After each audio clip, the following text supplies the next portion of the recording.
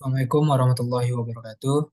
Perkenalkan saya Alfiki Agil Pramaputra dengan NIM 67012130880 dari kelas D3 SI 450102. Di sini akan menjelaskan mengenai hasil asesmen 1 mata kuliah ilmu data lanjut mengenai machine learning dan HPO tentang prediksi risiko terkena serangan jantung.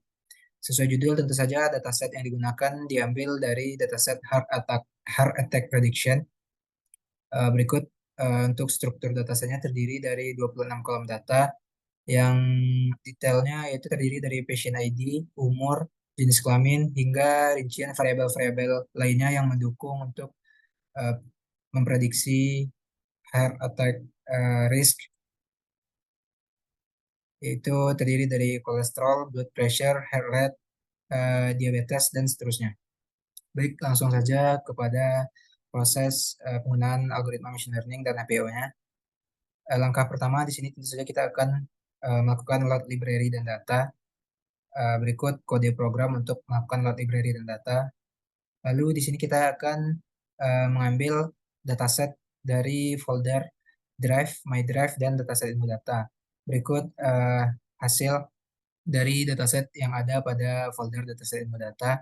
Selanjutnya kita akan mengambil dataset yang ingin digunakan, menggunakan yaitu pdread_csv.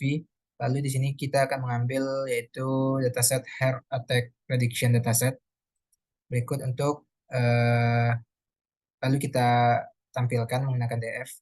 Berikut dataset yang digunakan yaitu yang terdiri dari patient ID hingga terakhir yaitu heart attack risk. Baik, kita lanjut ke proses feature selection. Di sini kita pertama akan melakukan data cleaning.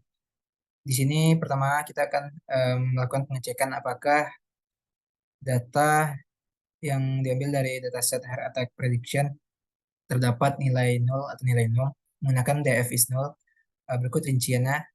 Setelah kita lihat data ini tidak ada terkandung nilai 0 atau nilai 0, sehingga kita bisa melanjutkan ke proses selanjutnya. Di sini kita akan memisahkan yaitu data blood pressure, yang mana di sini datanya bertipe float ataupun objek yang mana tidak bisa kita gunakan nantinya saat proses HPO. Maka di sini kita akan memisahkannya menjadi blood pressure systolic dan blood pressure diastolic. Setelah kita pisahkan di sini nanti akan ada tertambah kolom baru yaitu BP systolic dan diastolic. Selanjutnya di sini kita akan mengurutkan kembali agar susunan data rapi, yaitu kita susun dari patient ID hingga heart attack risk nantinya. Berikut tampilan data setelah kita susun. Lalu selanjutnya kita akan melakukan drop kolom data yang tidak penting atau yang tidak akan kita gunakan dalam proses HPO. Di sini saya memilih untuk melakukan drop yaitu pada patient ID, blood pressure. Blood pressure di sini kita drop karena tadi sudah kita pisahkan yaitu data BP systolic dan BP diastolic. Lalu ada country, kontinen, dan hemisfer. Berikut tampilan data setelah kita lakukan drop, yang mana kolom-kolom yang sudah kita drop tadi tidak akan muncul setelah kita tampilkan melalui DF head.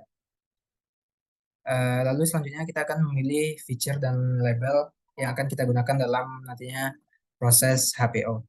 Yang mana di sini saya memilih untuk menggunakan yaitu kolom data age hingga sleep hours per day menjadi features pada dataset ini, dan heart attack risk menjadi label yang akan digunakan nantinya. Berikut datasetnya ditampilkan tipe data yang digunakan. Selanjutnya kita akan melakukan label encoding pada dataset ini. Label encoding ini digunakan untuk merubah tipe data yang tadinya masih berupa objek ataupun yang tidak bisa kita gunakan dalam proses HPO menjadi data bertipe numerik, sehingga nantinya untuk proses HPO bisa dilakukan tanpa adanya error. Di sini saya melakukan label encoding yaitu pada kolom data jenis kelamin dan diet. Setelah dilakukan label encoding, di sini selanjutnya kita akan melakukan feature scaling. Di mana untuk feature scaling sendiri, di sini saya menggunakan yaitu scalar min-max scalar dengan feature range-nya yaitu dari 0 hingga 10. Lalu setelah dilakukan feature scaling, selanjutnya kita akan melakukan melanjutkannya kepada feature selection. Namun sebelum itu di sini kita akan menginstal library SK feature menggunakan itu program Python pip install SK feature Shapers. Setelah dilakukan penginstalan, di sini kita akan melanjutkannya dengan menjalankan feature selection. Pada asesmen ini saya memilih untuk menggunakan feature selection yaitu menggunakan relief berikut rank index-nya menggunakan relief, lalu didapatkan hasil yaitu menampilkan feature yang diurutkan berdasarkan seleksi feature. Berikut hasil pengurutan dari feature selection-nya. Setelah dilakukan feature selection menggunakan algoritma relief, di sini kita sudah bisa untuk melanjutkan kepada HPO atau kepada data training. Untuk data training sendiri di sini saya memilih untuk menggunakan KNN dengan feature selection tadi yaitu relief.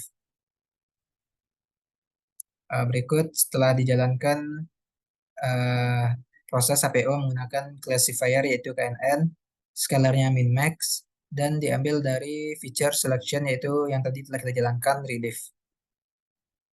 Di sini kita akan menampilkan yaitu jumlah fitur terbaik, skor terbaik, parameter terbaik, serta final prediction-nya yang ditampilkan melalui grafik ataupun plot.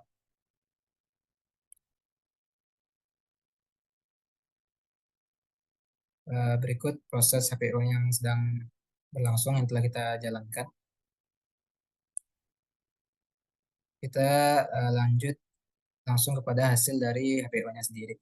Berikut hasil daripada HPO-nya, yang mana di sini telah menampilkan skor terbaik, parameter terbaik, lalu ada akurasi dari prediksinya, sekalian dengan tabel tabel prediksi serta grafik dari uh, feature yang telah di training. Baik, jadi kesimpulan dari hasil prediksi mengenai dataset heart attack prediction atau prediksi terkena serangan jantung, di mana pada proses HPO yang dilakukan menggunakan dataset heart attack prediction dengan feature selection relief dengan algoritma KNN, serta menggunakan scalar yaitu min-max scalar, menunjukkan hasil prediksi sebenarnya yang kurang baik atau kurang akurat, di mana dari 22 fitur yang digunakan dalam proses HPO, kita mendapatkan yaitu eh, mendapatkan skor terbaik yaitu pada fitur ketiga yang mana skor tersebut termasuk cukup rendah hanya yaitu 0,61 dan skor terendahnya sendiri yaitu pada fitur pertama yaitu pada skor 0,49.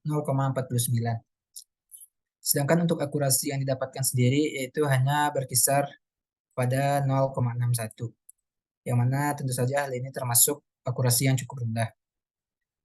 Kita masuk kepada hasil prediksinya sendiri. Untuk hasil prediksi yang diperoleh memiliki kesimpulan yaitu dari 1.678 sampel yang dilakukan proses training atau yang terbaca pada HPO yang memiliki risiko terkena serangan jantung yaitu 1.380 sampel data yang mana 1.678 terkena risiko serangan jantung dengan detail 1.380 yang bernilai true positif dan 298 sampel yang menilai true negatif. Sedangkan yang tidak memiliki risiko terkena serangan jantung yaitu berjumlah 951 sampel data dengan detail yaitu 777 sampel data yang bernilai true positif dan 174 data yang bernilai true negatif. Uh, Kesimpulannya sebenarnya untuk proses HPO atau hasil prediksi yang dilakukan menggunakan dataset heart attack prediction, kita sudah bisa mengambil kesimpulan berapa jumlah data yang memiliki risiko terkena serangan jantung dan yang tidak terkena serangan jantung. Namun untuk akurasi dari hasil prediksinya yaitu kurang akurat yang hanya bernilai 0,61.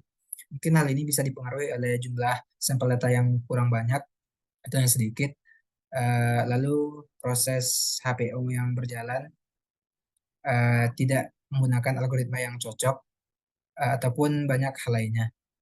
Baik, sekian penjelasan yang dapat saya sampaikan. Saya tutup. Assalamualaikum warahmatullahi wabarakatuh.